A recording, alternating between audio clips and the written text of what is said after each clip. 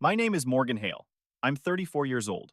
I live in Laurel Creek, a quiet little town nestled in the Vermont hills, where the air smells like pine and the neighbors still wave when they pass by. I'm a physical therapist at the local community health center, nothing flashy, but it pays the bills and lets me stay close to the only person in this world who ever truly saw me, my grandmother Ellie Hale. She's not just a grandmother, she's my anchor, the one who raised me when everyone else was too busy chasing something else, money, prestige, their next escape. She gave me warmth, purpose, and love that never had conditions attached. And yet, despite everything she gave, she became the punchline of a cruel joke delivered by her own children. It happened on a Sunday afternoon during a fundraising gala at the Laurel Creek Country Club. My aunt had arranged it, called it a celebration of legacy. Everyone showed up dressed like they were walking into a Hallmark movie. Fancy scarves, clinking wine glasses, fake smiles, and in the middle of it all was my grandmother standing in front of a large banner that read, "Honoring Ellie Hale, a lifetime of care." They had gathered to honor her, but what they really did was humiliate her. After a slideshow of old photos and a round of applause, my father walked up to the mic holding a glass of champagne. He grinned, then looked at her and said right there into the microphone so the whole room could hear, "Well, Mom, now that you've retired, you've got no excuse not to help the family out. We'll just forward you the bills. You still got that retirement fund right." The room burst into laughter. Some of it awkward, some of it genuine. I froze. I looked at my grandmother standing by the stage, clutching her glass with both hands like it was the only thing keeping her upright. She smiled politely, but I saw her knuckles turn white. I saw the corner of her mouth twitch just once. That's the moment everything snapped into place for me. All the family check-ins over the past few months. The sudden wave of concern. The group video calls, the forwarded Airbnb links for the big European cruise. The emails filled with phrases like, "You deserve to see the world and we'll go as long as you can help cover the initial costs." They didn't want to honor her. They wanted her money. And I, like a fool, had played along, thinking maybe they had changed. That night, while the rest of the family stayed late at the club, sipping wine and networking, I walked my grandmother back to the car in silence. She didn't say much, just kept patting my arm and saying, "Wasn't that a nice event?" as if she needed to convince herself it was. When we got home, I made her tea. She sat on the couch and stared at the blank television screen.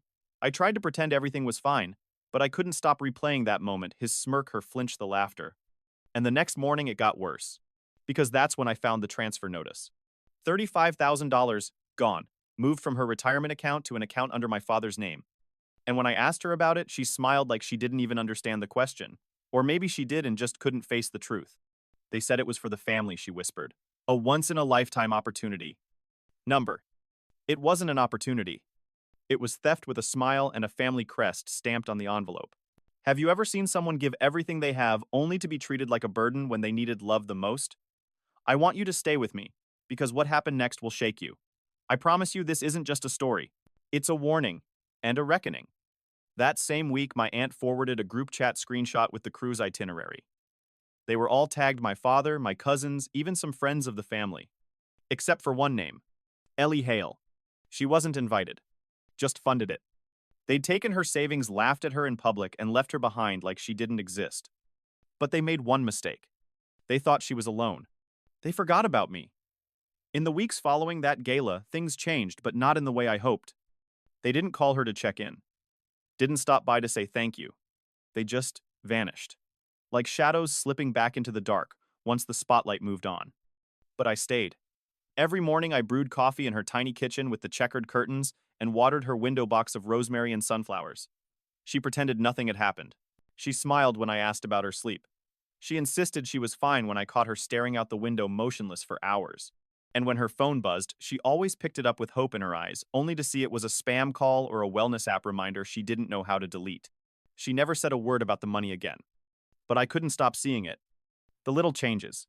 How she stopped ordering her favorite groceries online, how she canceled her art class at the community center, how she started rationing her prescription vitamins, stretching one bottle across 2 months. That's when I knew this wasn't just emotional neglect anymore. It was exploitation. Pay-pate, modern life, modern cruelty. You'd think things like this only happen in stories, but the signs were everywhere if you knew where to look. Like when I saw my aunt's Europe-bound Facebook album pop up. There they were posing in front of the Eiffel Tower plates of oysters and hand captions like, "Family is everything. HEET, number blessed number. Cruising with my crew." The comments were full of hearts and praise.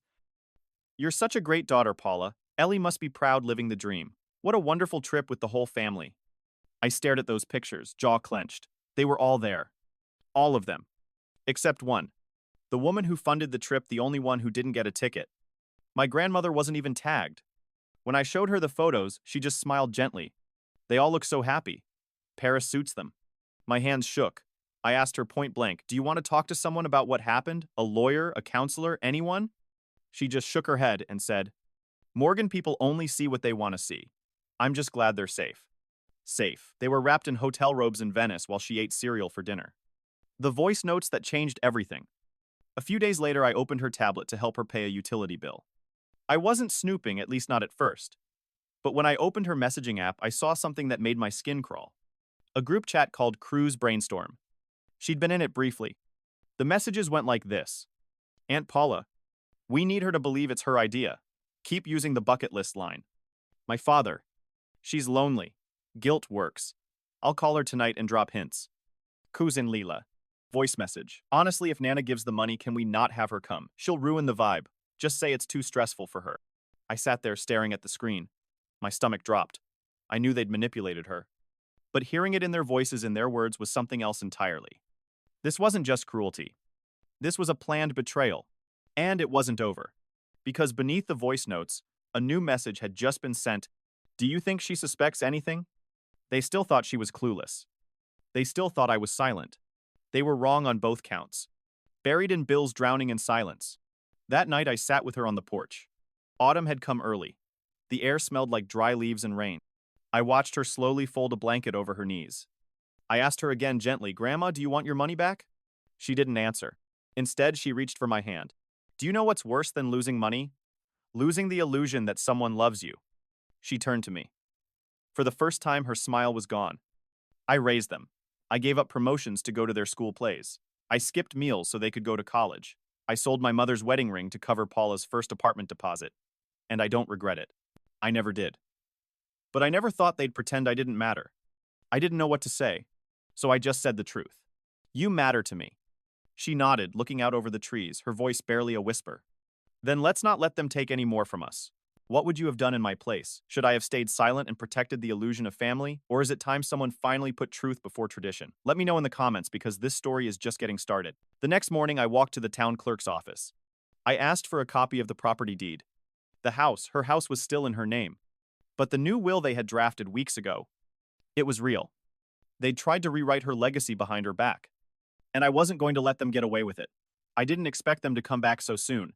But just 2 weeks after their European dream trip, my aunt, my father, and even cousin Lila drove up the gravel path to our house in Laurel Creek. No warning, no message. Just the screech of tires, the slam of car doors and voices I hadn't heard since the gala. I was on the porch with my grandmother. She was trimming the dead petals from her marigolds. She looked up when she heard them, and her hand froze midair.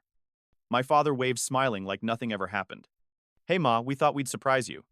My jaw tightened. Surprise. The same way they surprised her by taking $35,000. The same way they surprised her by leaving her off the flight. I stood up slowly. But my grandmother gently touched my wrist. "Let's hear them out," she whispered. So we did. They walked right into her living room like it still belonged to them. My aunt carried a gift basket filled with spa soaps and imported teas like a guilt offering from a tourist shop. Cousin Lila didn't even take her earbuds out. The confrontation. They didn't apologize.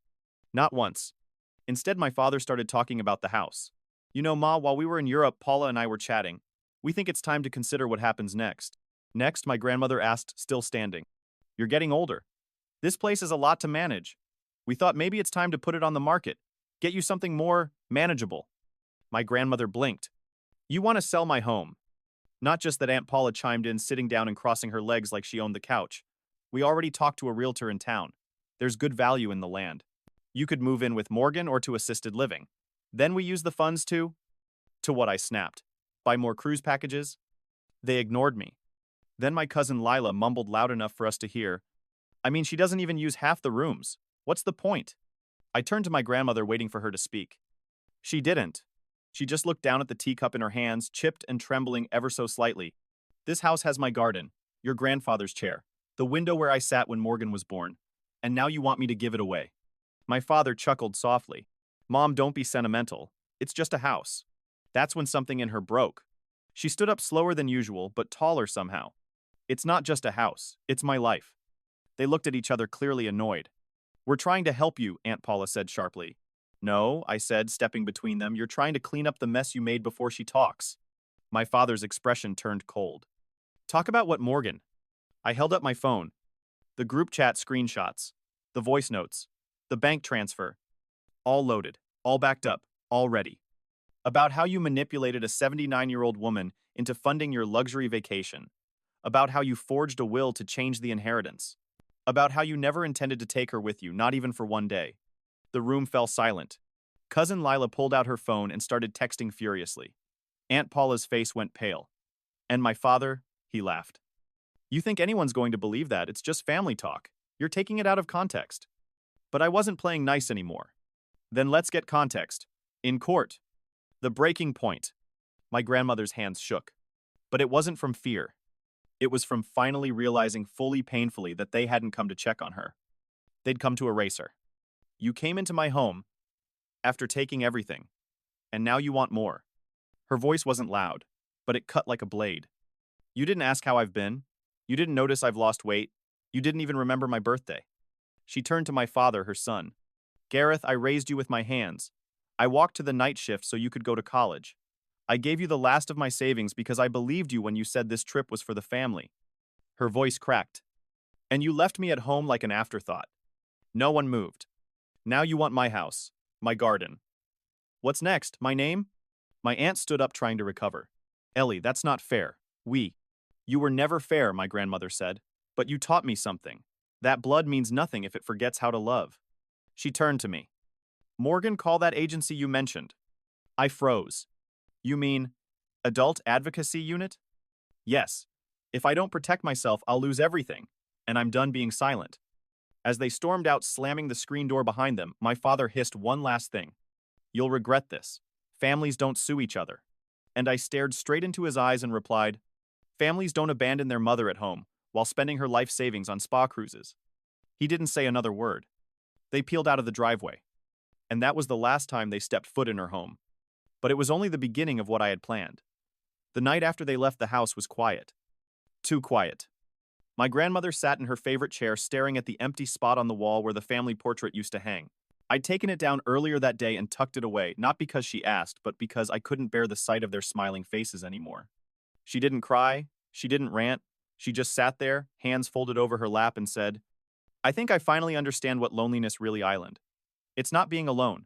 It's realizing the people you love were never really with you to begin with. I swallowed the lump in my throat and said quietly, then we do something about it. She looked at me. No drama, Morgan. No yelling. No public scenes. I promise, I said. But we do it right. Quiet. Legal. Permanent. Step 1, assemble the pieces. The first thing I did was call Rachel Quinn. She was the social worker I'd spoken with briefly months ago after the gala. She worked with the Adult Advocacy Unit for the state of Vermont, specializing in financial abuse cases against elders. I told her everything from the group chat messages to the forged inheritance draft, from the manipulated cruise plans to the $35,000 bank transfer. She didn't hesitate. You have more than enough to open an investigation, she said firmly, and we'll support you every step of the way. Over the next few days, I gathered everything. Screenshots of every message. A backup of the voice notes. A notarized copy of the forged will I'd found hidden in a drawer during their visit. Proof from the bank transfer statement signed under pressure. The receipt for the cruise tickets with my grandmother's name not listed. Rachel connected me with a pro bono attorney, a soft-spoken woman named Monica Green, who had spent 20 years fighting elder exploitation cases. I've seen what you're describing, she told me. But rarely do I see someone as prepared as you. I nodded, but I didn't feel victorious. I felt tired. But more than that, I felt responsible. Because for too long I had been silent. Now I had to be loud, just not in the way they expected. Step 2, protect what's left. We drove to the county clerk's office and filed a financial protection order. That meant my grandmother's accounts could no longer be touched by anyone except herself or me, acting with her consent and legal supervision.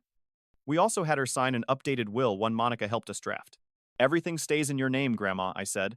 And if anything happens, it goes to the community center, not them. She smiled at that. I always liked the ladies at bingo night more than my own kids anyway. We laughed. But I knew behind that humor was a wound that hadn't healed. That's when Monica leaned in and said, there's one more thing you can do. If you're willing. What?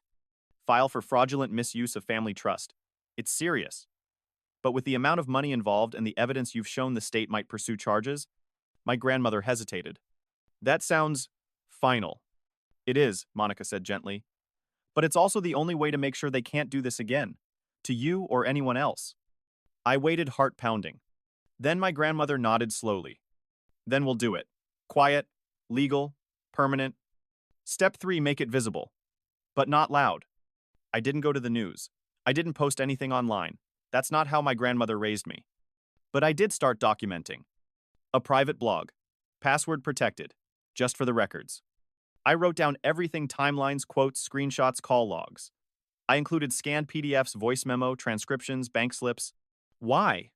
Because silence is how people like my father and Aunt Paula thrive.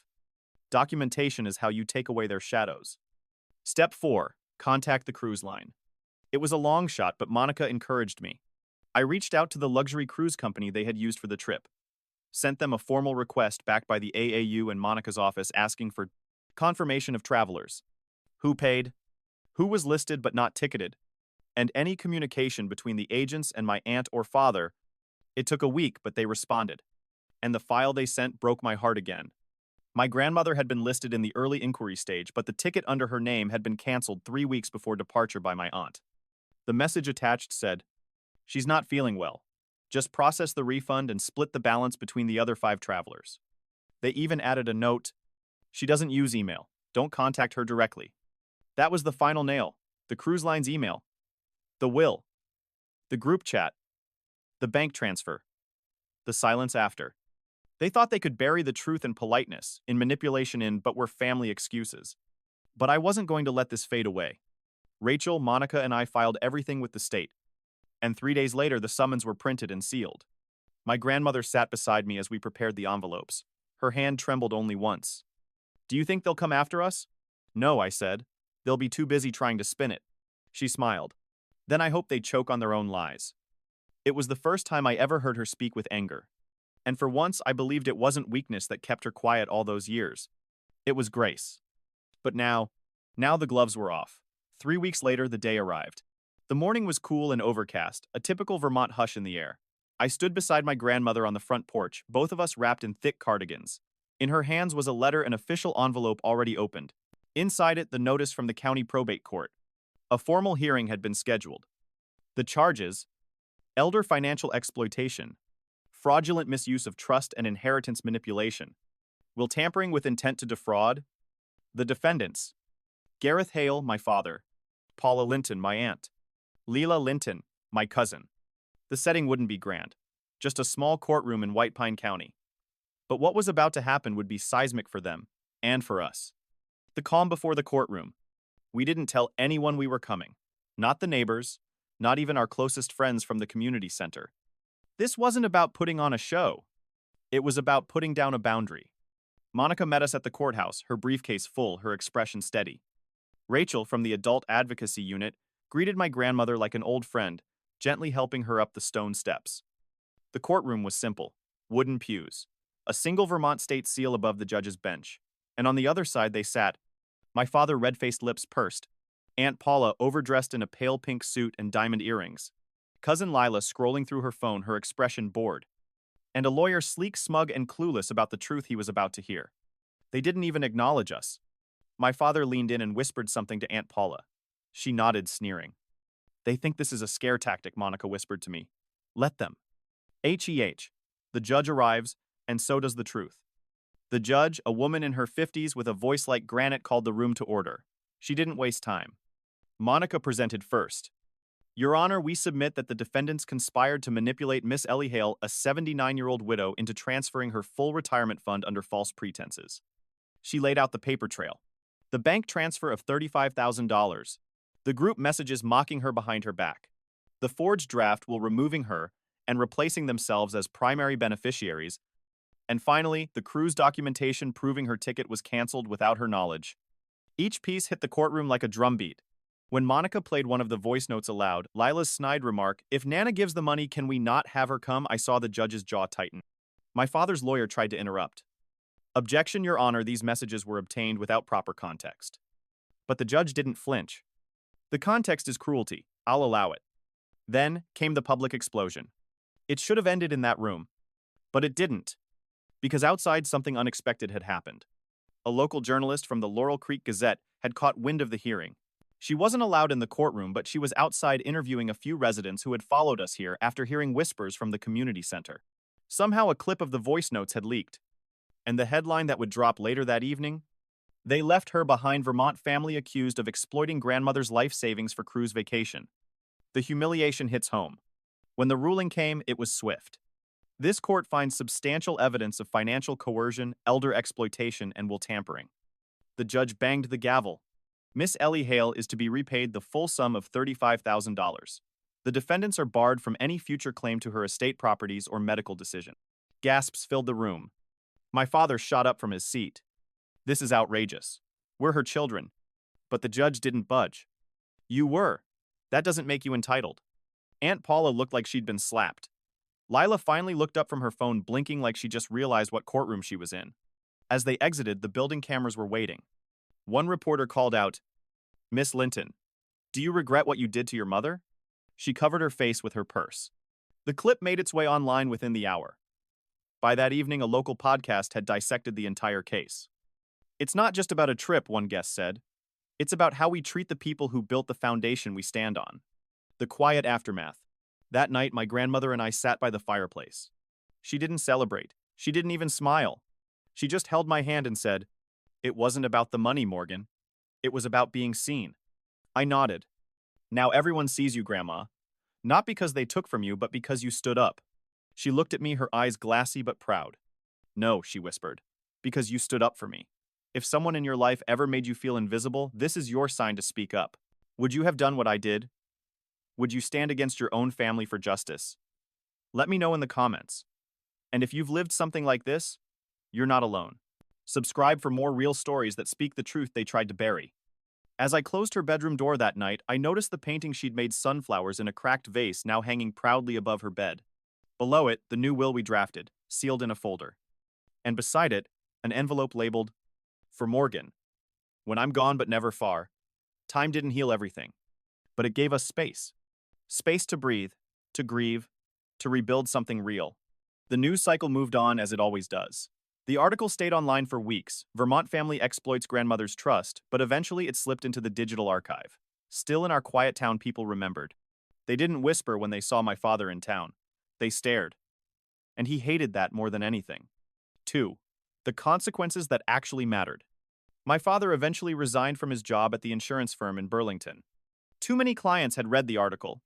Too many refused to renew contracts with the man who tricked his own mother out of her savings. My aunt's name was quietly removed from 2 nonprofit boards she sat on. The statements were vague restructuring and realignment, but we all knew. Cousin Lila lost a fellowship at her college after the ethics committee reviewed the public information. She wrote a performative post online about cancel culture, but nobody took the bait. And none of them ever reached out. Not to apologize. Not to deny. Not even to lie. They simply disappeared. 2. And my grandmother. She changed. Not in a loud way, but slowly in quiet, radical ways that only people who have been betrayed but survived know how to do. She started painting again sunflowers, marigolds, sometimes just lines and color with no meaning. She joined a walking club at the community center, where 3 other women her age had also faced some form of family betrayal. They called themselves the Forget-Me-Nots. Sometimes I'd find them in our kitchen laughing over apple pie, the kind of laughter that doesn't sound like revenge, just release. And she smiled more. Not because she'd won, but because she had stopped waiting for love from people who had none left to give. The letter I wasn't ready for. One morning months after the trial, I found the envelope she had labeled, "For Morgan. When I'm gone, but never far." Inside a single page, "Morgan, if you're reading this, I'm no longer beside you, but you already know I never really left. You gave me something I never expected in this life, to be seen, to be defended, to be loved without condition. I want you to take the house. Fill it with light and music and maybe a dog or 2. And if someday you have a child of your own, teach them what you taught me. That love is action. That family is a choice. And that silence in the face of harm is a kind of violence. I am proud of you, always, Grandma Ellie." I held that letter to my chest for a long time. Rebuilding forward. I stayed in Laurel Creek. Finished my licensing for physical therapy. I turned the old sunroom into a little clinic, Hale Hands, where I worked with elderly patients recovering from surgeries, chronic pain, or just the kind of stiffness that comes from years of holding in too much heartbreak. Some of them brought their own stories about sons who never call, daughters who only show up for signatures. I listened, and I stayed, because that's what she taught me. Optu, the final act of freedom. On what would have been her 82nd birthday, I drove out to a hill behind the house. That's where she always said the light hit best in October. I scattered some of her ashes there, planted marigolds along the edge, left the original painting sunflowers in a cracked vase sealed in a weatherproof frame beside the stone we carved with her name. Ellie Hale. She gave everything and kept nothing for herself until one person gave it back. I sat there until the sun dropped below the trees. And for the first time in a long time, I didn't feel like I was holding her memory in a cage of pain. I felt free. Because she was. If someone has ever made you feel small or invisible, just remember their cruelty says more about them than it ever will about you. Would you have walked away or stood up like I did? Leave a comment below. And if you have a story like this, I'm listening. We all are. Subscribe to this channel for more family stories that don't shy away from the hard truths, because healing starts with being heard. I didn't need their money. I didn't need their apology. I didn't even need their names in my life anymore. I just needed her to know before she left this world that someone chose her. And that choice saved me too.